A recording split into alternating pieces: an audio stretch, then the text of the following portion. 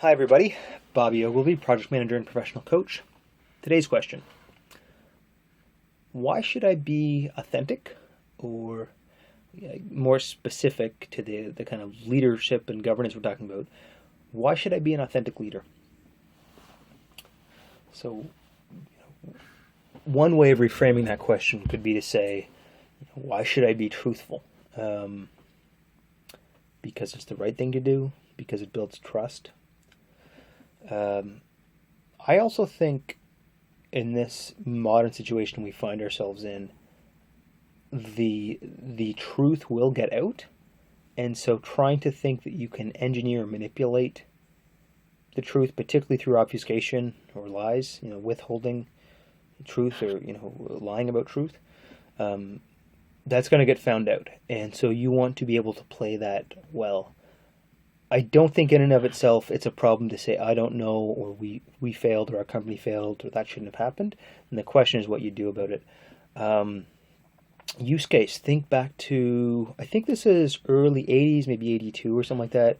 There was a problem with Tylenol where someone had tampered with. So this is before the era of like rip-off lids, and you could tell something was opened and all that thing. And you could just, so when you went to a drugstore, convenience store, whatever, people could just be scrolling with the pills. And that's what happened. Someone put some horrible poison in some Tylenol things. 5 or 10 people died.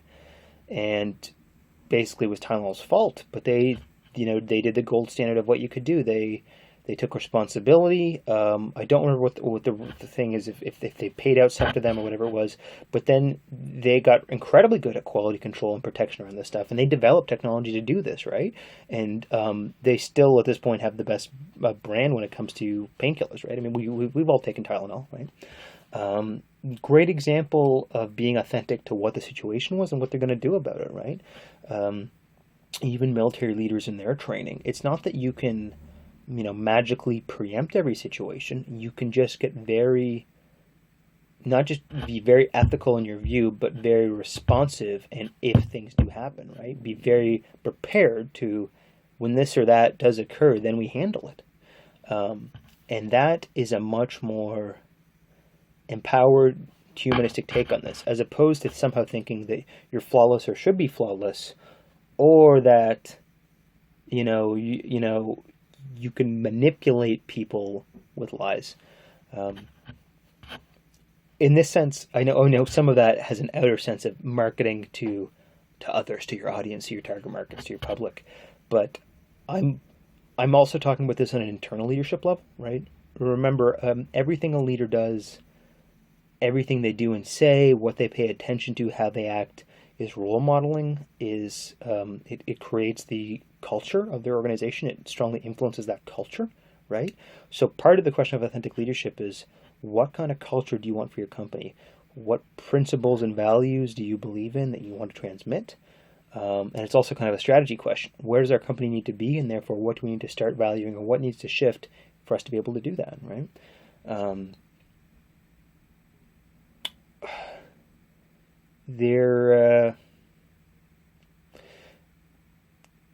So older leadership models we know are very limited, would be like, great man style or charismatic leadership. And this would come out of like military leadership of like 40s and 50s, right? And it had very trait-like ways of, some people aren't leaders, and leaders about how you show strength, or how strongly you can influence others, bend them to your will.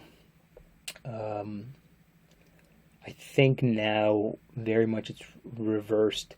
Sorry, it's not that you want to appear weak, but it's that you need to be very upfront about what's going on. I would in some ways reframe authentic leadership as truthful leadership, and ethically pursuant leadership.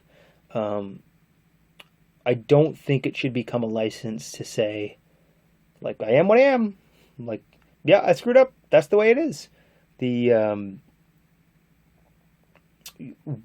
One of the best quotes I ever heard about a good manager's attitude is that he may not have caused the problem, but it is his responsibility to fix it, right? And to me, that actually kind of encompasses what authentic leadership should be. This disaster, the situation has arisen. There's a truthful, honest way to go forward with this, right? And this could be about a company layoff or something bad that happened or some product defect. It can also be about lots of good stuff. It's kind of showing that your human qualities are part of things you want in the organization, and doing away with delusions that, managers or leaders aren't people. That's not right. This might be a bit, political, but it's like, Donald Trump would really so his, and reading a little bit about the biographer person who spent a lot of time with him, apparently he really valued some of the earlier 20th century titans of industry and General Patton. So and which are these very strong, brutish, commanding people, and those are bending others to your will, and so can't show weakness, pathological liar, all kinds of other issues. And there should be enough of your good human traits and strengths coming out in you, and that other people are perceiving from you that's not how you operate. This also, I see it as being very close to transformational leadership, because part of a transformational leadership is to be able to delegate to others, to be able to train and transform them and develop people over time. You need to establish this culture of trust and healthy communication, and that there is a certain regard for each other, regard for the capacity for each other, that people can learn, change, and grow over time. And there are some good human qualities which are going to be kind of present in everyone, and that's a great starting place for what your organizational culture is. I think, back to what I said earlier, I think there's great risk management potential in proceeding this way, because it means you always have goodwill, you always have your people, you always have kind of a good way of approaching human nature and human potential on your side, as opposed to thinking that you can trick or deny or manipulate things. I know these sound very gross because these are big ethical infractions, but it's more like trying to train how sensitive can you be to the nature of how people actually operate and what's really going on. So there is this, can I train myself to see clearly? Can I admit to myself and others to call a spade and not feel like I have to keep always grooming what I'm saying, hedging what I'm saying, selling a story, right? People have more intelligence for that, and they get better and better. People are better bullshit detectors than ever before, and they're going to tell if you're lying, and even at more subtle levels, lie or not lie.